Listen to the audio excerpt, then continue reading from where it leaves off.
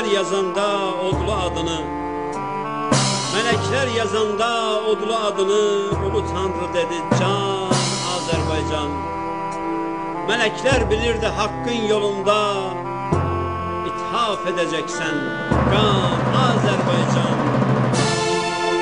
Kızıldı torpağın, kızıldı daşın, hürfiler varın, hem kızıl başın ateş keder, senin qədimdir yaşın. Sen ürfana ocaq, kan Azerbaycan, kan Azerbaycan.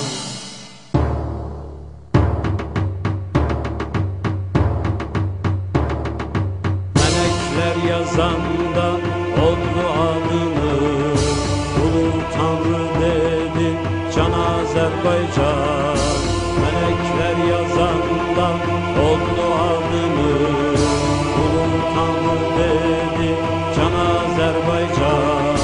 Melekler bilirdi hakkın yolunda, ithaf edeceksen kan Azerbaycan.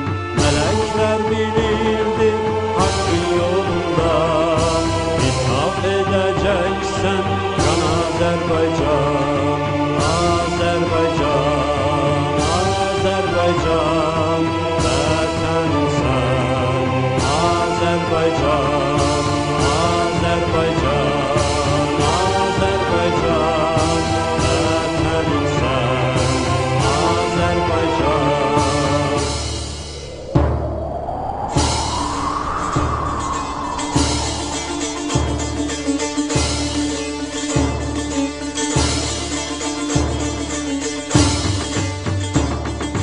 Yıkılmaz heç zaman uca dağları, döyüşdə keçibdi sənin çağları.